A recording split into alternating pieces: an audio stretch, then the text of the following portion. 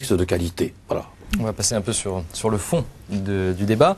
Alors on l'a dit, ce soir on ne va pas avoir le temps de passer en revue tous les chapitres de cette loi. Je vous propose de nous intéresser tout spécialement à trois grands domaines. Les questions qui naissent du problème de l'infertilité qui sont importantes, le sujet des recherches sur l'embryon et enfin les diagnostics prénatals et préimplantatoires et leurs conséquences. Si on commence par l'infertilité, sujet qui occupe beaucoup les esprits, qui se développe déjà dans de nombreux pays, c'est la gestation pour autrui qu'on appelle plus simplement les mères porteuses. Alors évidemment, c'est un sujet qui provoque des réactions extrêmement vives et contrastées. Et on va parler aussi d'autres traitements de l'infertilité ou d'autres réponses à l'infertilité plus exactement dans quelques instants avec l'aide médicale à la procréation. Mais sur cette question et les abîmes de réflexion qu'ouvre la question de la mère porteuse, j'aimerais d'abord, Dominique Folscheid, avoir votre regard de philosophe. Mon regard de philosophe est assez critique sur un peu toutes ces questions. Je suis réputé pour ça, donc il ne faudra pas vous étonner si je fais le poil à gratter de votre émission. D'abord, la bioéthique, ça n'existe pas, il y en a plusieurs. Il y a des bioéthiques qui ont des vocations très différentes. Celle de 1971, inventée par un cancérologue qui s'appelait Potter, veut répandre un évangile de la science pour la survie de l'humanité, moyennant la limitation des naissances et la sélection des humains pour faire une humanité plus parfaite. Bon, j'imagine que ce n'est pas votre propos ici, ni celui de la législation en préparation. Bon, donc, si vous voulez, déjà, il y a pas mal d'ambiguïté là-dessus. Et en ce qui concerne ces affaires de fertilité, infertilité, c'est déjà beaucoup plus compliqué parce que qu'est-ce que c'est qu'être stérile, infertile, infécond ? N'oubliez pas que des psychologues de ces causes m'ont raconté que la première question à poser aux patients qui viennent consulter, c'est « Avez-vous déjà couché ensemble ?» Il arrive donc que des gens viennent en PMA, en AMP, on dit maintenant, parce qu'ils n'ont rien fait de ce qu'il fallait de manière naturelle. Et pour cette affaire de gestation pour autrui, je suis également assez mécontent, si vous voulez, de cette transformation en cycle. Parce que là aussi, c'est quelque chose qui est très français, d'une part, enfin qui est mondial, qui est moderne, ça fait bien. Mais mère porteuse ou surrogate mother, c'était des mères de substitution, ça correspondait à quelque chose. Gestation pour autrui, c'est déjà l'enrobage, la sucrerie, la moralisation, ou comme dirait Nietzsche, la moraline, qui dégouline tout autour. Ça provoque moins de réactions d'ailleurs, spontanément. Non, au contraire, ça veut dire c'est bien, c'est un cadeau, c'est bien, etc. Or, moi qui fréquente la Pologne, où j'essaye de monter un enseignement d'éthique comme on fait ici à Paris, je vois qu'en Pologne, il y a une quarantaine de cliniques privées qui font de la GPA industrielle, avec des Ukrainiennes fauchées qui viennent satisfaire les besoins des Allemandes et des Allemands, en général, qui eux ont l'argent, mais n'ont pas les moyens et pas le droit de le faire. Donc on a quelque chose, et quand on regarde l'exemple américain, on voit bien que les débats franco-français sur ces questions sont déjà des débats, si vous voulez, terriblement restrictifs. En réalité, on est déjà passé dans le baby business. Et la mère porteuse, comme le disait l'autre jour à la radio Sylviane Agacinski, qui est une des rares femmes à aborder véritablement ce problème, et je m'étonne du silence des femmes sur ces questions. Mon ventre est à moi, ben maintenant il est alloué. Bon, je suis un peu surpris de leur silence. Les chiennes de garde, apparemment, ont rencontré des chats. Mais justement, on va demander... Oui, alors on va demander, mais c'est pas une chaîne de garde. Qui est sur ce plateau, mais on peut lui poser la question. Qu'est-ce que vous en pensez? Vous êtes En fait, effectivement, j'ai écrit un petit article qui va apparaître dans Médecine Science sur la gestation pour autrui. Effectivement, avec une juriste, on s'interroge un peu sur les différents paramètres qui sont mis en cause dans cette nouvelle pratique. Et moi, je m'interroge tout particulièrement sur les choix sémantiques, justement. Je trouve qu'aujourd'hui, et en bioéthique en général, c'est un véritable champ de travail, d'affrontement entre les personnes, où on choisit un mot parce qu'il fait bien, parce qu'il cache quelque chose. Et là, justement, gestation pour autrui, et j'entendais Madame Morano dire il y a peu de temps, mais non, ce ne sont pas des mères porteuses, ce sont des femmes porteuses. Donc, où est la subtilité? La subtilité, elle est dans ce lien qui se crée avec l'enfant. On veut faire croire qu'il n'y a pas de lien du tout pour une femme porteuse d'un enfant.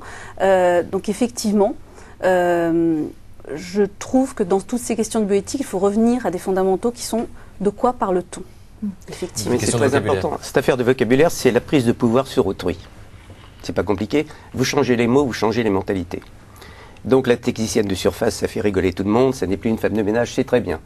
Le référentiel bondissant pour désigner le ballon de foot dans le discours pédagogolatrique, c'est très intéressant aussi. Alors il y a deux étapes. Il y a la moralisation de la mère porteuse, gestation pour autrui. On a la générosité dans le sigle. Deuxièmement, le siglage. Et le siglage, c'est la neutralisation généralisée. Et idem dans tout ce qui est AMP, d'ailleurs AMP, plus personne ne comprend ce que ça veut dire. Et ensuite, à l'intérieur même des propositions qu'on présente comme des choix techniques, mais voulez-vous une IAD, une FIV avec XI, sans XI, etc. Personne n'y comprend rien. Compris, Vous n'avez rien compris. Désolé, et je vous en félicite. Ça recouvre des choses extrêmement différentes selon qu'on a du sperme ou des gamètes ou des ovules qui sont d'un donneur extérieur et pas du couple, selon qu'on utilise les spermatides immatures du mari ou du compagnon pour éviter d'avoir à faire un don, etc. On n'est pas sûr de comprendre non plus. Mais... Ben oui, mais c'est pour ça. Alors là, ce qu'on a dit tout à l'heure, les parlementaires ne connaissent pas grand-chose. Souvent, c'est vrai. Et effectivement, ils sont d'ailleurs très peu nombreux en séance pour ce genre de choses. Et sur la gestation pour autrui, vous avez l'impression que le public tombe dans le panneau, entre guillemets, ah bah, du vocabulaire? Tout est fait pour ça. Mais alors, si on enlève le panneau, et si on repose la question de la mère porteuse, j'ai envie de vous reposer ma question initiale. Qu'est-ce que le philosophe porte comme regard sur le concept de la mère porteuse? Bon, d'abord, c'est pas un concept, c'est une pratique, et en plus, je l'assimile. Alors, j'ai fait hurler en disant ça en public, bien sûr.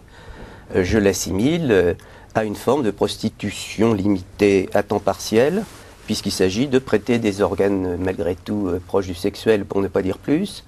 Moi, je suis conscient bêtement de ce point de vue-là, donc affreusement obscurantiste, tout ce que vous voudrez.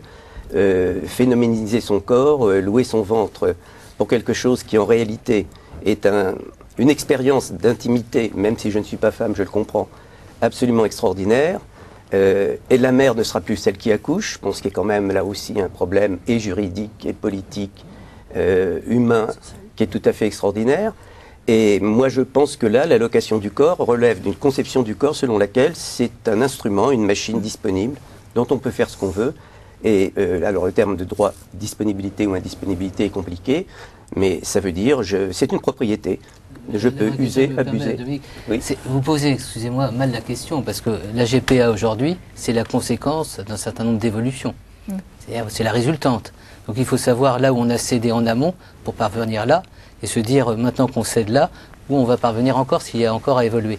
C'est ça que je veux dire par là.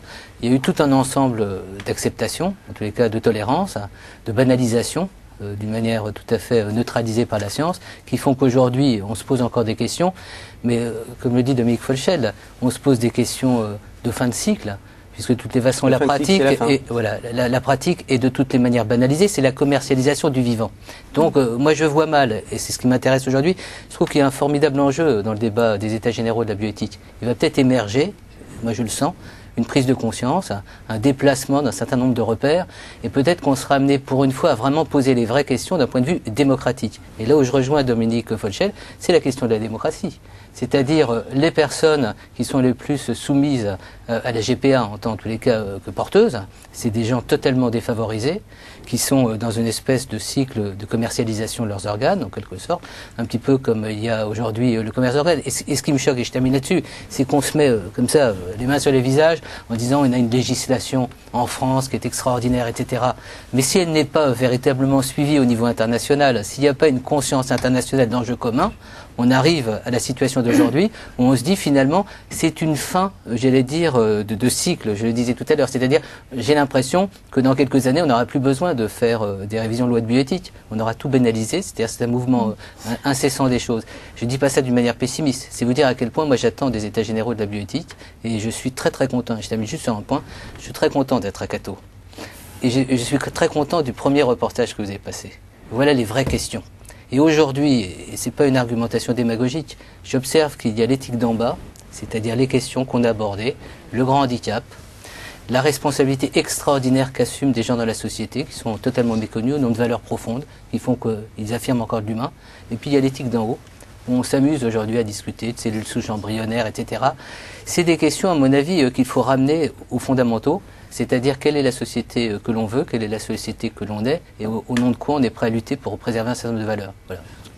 Merci pour ce recadrage. On sent que le débat est prêt à partir et on va continuer, bien sûr. Mais on voit bien dans tout le discours autour des mères porteuses que c'est souvent présenté comme étant d'abord la réponse à une souffrance, c'est-à-dire d'abord une proposition qui est faite, une proposition alternative pour des couples qui souffrent de ne pouvoir par eux-mêmes et de manière naturelle avoir des enfants. Et on retrouve là le même discours qui sous-tend le développement de l'aide médicale à la procréation, de l'assistance médicale à la procréation.